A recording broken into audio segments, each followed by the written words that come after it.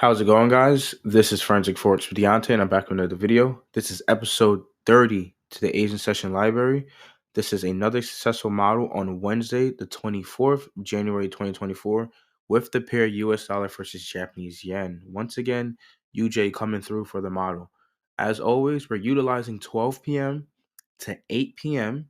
as our dead zone. We're not permitted to trade here. We're just utilizing this for liquidity pools so that we can have a fair understanding of how we could trade that in the Asian session, which is 8 p.m. to midnight. So we're going to mark off all our sell side liquidity first. So this is sell side. Now, why is that sell side? Well, it's because it's a swing low here and it's unbroken. We have one here as well. We got one just above that. So you can see those are relatively equal lows.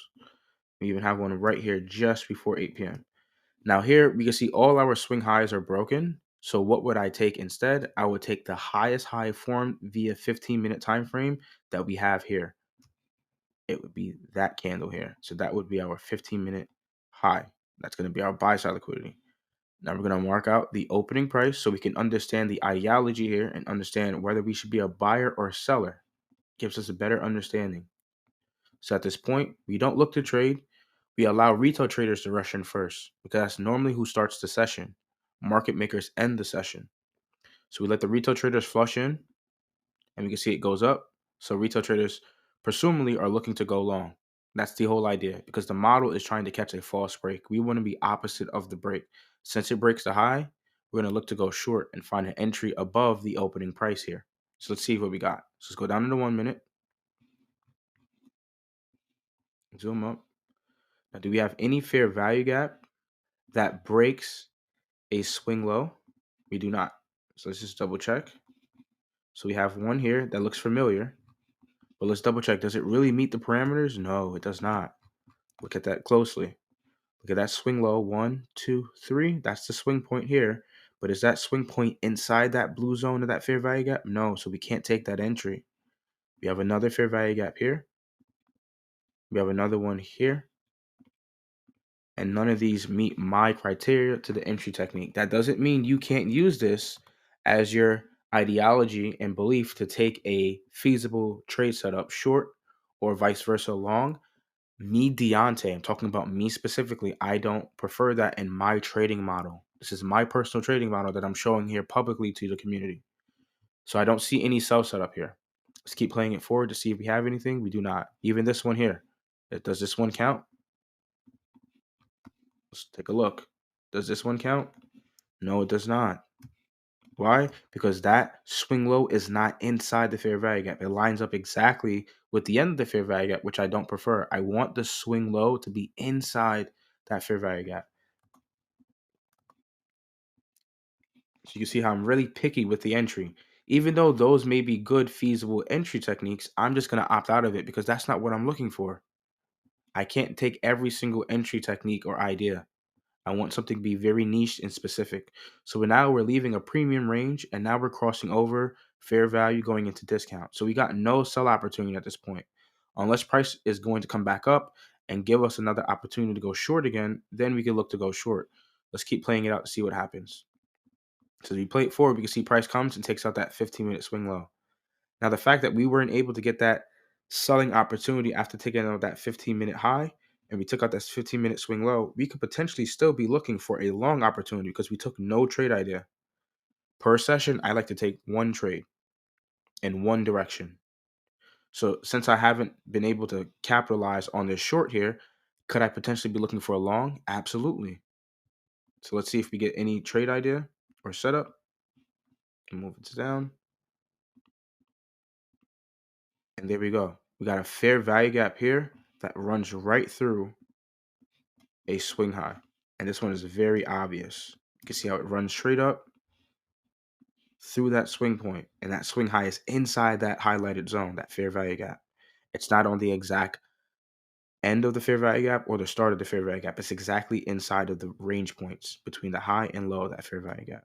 So this is the entry technique. So what would I do? I'm looking for a one-to-one scenario. I'm going to be risking 15 pips to gain 15 pips. And this is where you could either set your risk parameter to half a percent, a full percent, 2%, 3%. Someone had to ask a great question about when should I know when to risk more? Well, that comes down to data and you analyzing the model itself. So you have to do a little homework and back testing on it. If you know certain days in particular tends to be more successful and grants more reward, then you can potentially increase the risk. So I know according to the model, Tuesdays and Thursdays tend to be more successful and tends to also give me higher rewards. So I can increase the risk from whether it's a half percent to a 1% or a 1% to a 2% and so on and so forth because the data shows that these days tend to be more successful. So I can take a bigger risk or a bigger gamble essentially.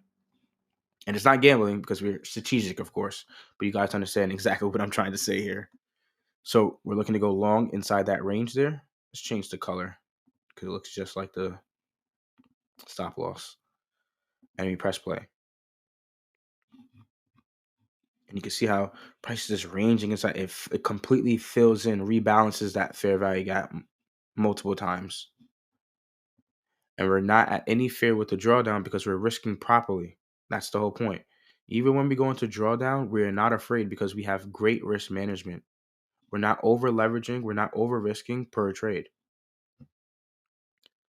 And at the end of the agent session, you can see we're in profit. I believe we're able to see that we were able to capture at least minimally 10 pips here. So I tell traders all the time, if you get 10 pips out of your trade setup and it's a day trade, try to take something off, move the stop loss to break even if you can, and hold to see if you continue to get any more prices. If you're not, you took the winner and you move on. Do not be too greedy because at times price will give you a couple pips into your direction and then completely reverse. And we notice that time and time again throughout the channel where I showed examples where it gets to 10 pips and then it completely reverses. To me, getting 10 pips is a successful trade. Anything beyond that is just a cherry on top. And as we play it forward, we still have these equal highs here. And we can see we're able to get 15 pips. Doesn't happen inside the session, which is okay, but it happens after. So I'm still holding these trades. At times, I'm still holding it. And also, when I know those days where it trends longer into the next true day, I hold. I don't collapse the trade immediately, or I scale some off and I move my stop loss into profit a little more so that I can at least take something off and at least be comfortable when I go to bed. I'm not worried about what's going to happen with the trade. If I get stopped out, I get stopped. But at least the trader was paid for the time he or she spent to come into the market to capitalize on the Asian session model. So you got to pay yourself. But here we have another successful model. Nothing has changed throughout the whole series. This is episode 30. I showed 30 examples of this model. Now, I don't know how many more examples I'm going to show to the community. I have a number in mind. I'm going to keep that to myself. But when that time comes, I'll stop showing the examples. But for right now, please utilize all the data ranges, all the data pools that I'm showing you here so that you can get familiar yourself. It's just recognition. I'm trying to get you guys to recognize how this looks. So what happened here? Recap. We took out buy side and we weren't able to find a short opportunity. Maybe other traders may have found an entry technique that they preferred to get that short, which is good. I would applaud them. But according to the model, there was no entry here for me. Now, vice versa. Now it gets down to sell side liquidity. I didn't take that sell opportunity, so I still haven't taken a trade. Would there be a potentially a buy opportunity during the session? Yes, there can be. And we can see here, we waited patiently. 15-minute swing low broken. Wait for the entry technique here. Went long, placed the trade, risked properly, and we held. And that's what we got there. Going into Ipto True Day, and we were able to take out 15 pips out of the market and a little further on. So I think before it actually comes down to stop loss, because I think it comes back down.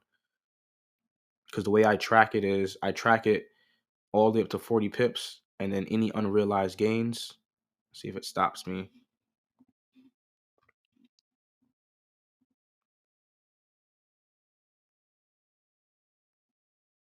So it stops me there. So before getting stopped out, I like to calculate what was the max